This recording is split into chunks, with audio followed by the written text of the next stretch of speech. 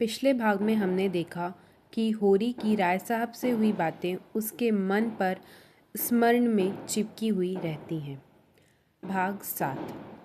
गोवन ने व्यंग किया, तो फिर अपना इलाका हमें क्यों नहीं दे देते?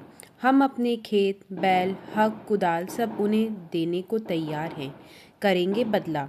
यह सब धूर्ता है, निरी मोटर मर्दी। जिसे दुख होता है वह दर्जनों मोटरें नहीं रखता, महलों में नहीं रहता, हलवा पूरी नहीं खाता और नाच रंग में लिप्त रहता है। मज़े से राज का सुख भोग रहे हैं और खुद को दुखी बता रहे हैं। होरी ने झुंझलाकर कहा, अब तुमसे बहस कौन करे भाई गोबर? जायदाद किसी से छोड़ी जाती है क्या जो वो छोड़ देंगे? हमी को खेती से क्या मिलता है? एक आने की नफरी की मजदूरी भी तो नहीं पड़ती।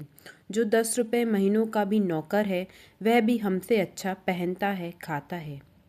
खेती छोड़ दें तो करें क्या? नौकरी कहीं मिलती नहीं है।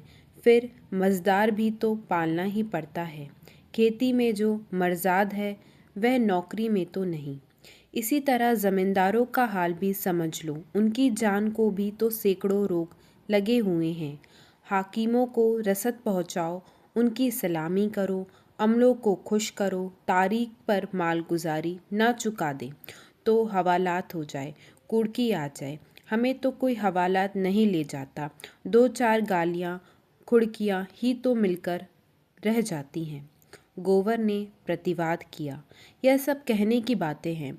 हम लोग दाने दाने को मोहताज हैं।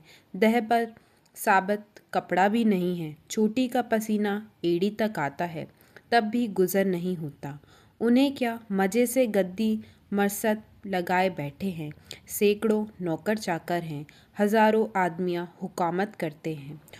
रुपए ना जमा होते हों पर सुख तो सभी तरह के भोगते हैं ना। धन लेकर आदमी और क्या ही करता है। तुम्हारी समझ में हम और वह बराबर हैं। भगवान ने तो सबको बराबर ही बनाया है। यह बात नहीं है बेटा। छोटे बड़े भगवान के घर से बनकर आते हैं। संपत्ति बड़ी तपस्या से मिलती है। उन्होंने पूर्व जन्म में जैसे कर्म किए उनका आनंद भोग रहे हैं। हमने कुछ नहीं समझा जो भोगें क्या। यह सब मन को समझाने की बातें हैं। भगवान सबको बराबर बनाते हैं। यहाँ जिसके हाथ में लाठी है वह गरीबों को कुचलकर बड़ा आदमी बन जाता है। यह तुम्हारा भरम है। मालिक आज भी 4 घंटे रोज भगवान का भजन करते हैं। किसके बल पर यह भजन भाव और दान धर्म होता है? अपने बल पर ना? नहीं, किसानों के बल पर और मजदूरों के बल पर। यह पाप का धन पचे कैसे? इसलिए दान धर्म करना पड़ता है। भगवान का भजन भी इसलिए होता है। भूखे नंगे रहकर भगवान का भजन करें तो हम भी देखें। हमें कोई दोनों जून खाने को दे तो हम 8 पहर भगवान का जप ही करते रहें। एक दिन खेत में उख गोड़ना पड़े तो सारी भक्ति भूल जाए। होरी ने हार कर कहा, अब तुम्हारे मुंह कौन लगे भाई? तुम तो भगवान की लीला में भी टांग अड़ाते हो। तीसरे पहर गोबर कुदाल लेकर चला तो होरी ने कहा, ज़रा ठहर जाओ बेटा, हम भी चलते हैं। तब तक थोड़ा सा भूसा निकाल कर रख दो। मैंने भोला को देने को कहा है।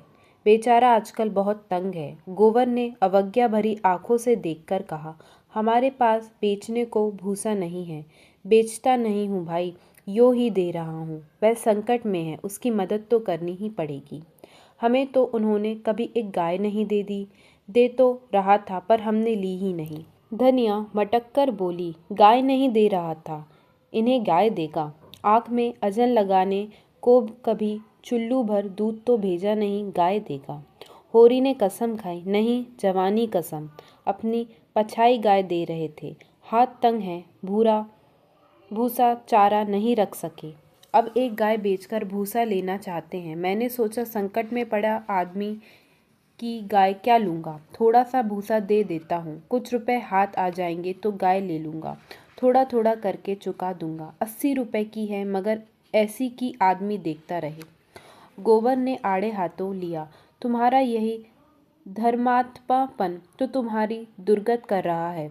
साफ साफ तो बात है, 80 रुपए की गाय है, हमसे 20 रुपए का भूसा ले ले और गाय हमें दे दे। 60 रुपए रह जाएंगे, हम धीरे धीरे दे देंगे। होरी रहस्यमय ढंग से मुस्कुराया। मैंने ऐसी चाल सोची है कि गाय सेत मेत में हाथ आ जाए।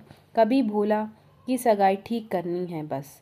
2-4 मन भूसा तो खाली अपना रंग जमाने को देता हूँ। गोवर ने तिरस्कार किया।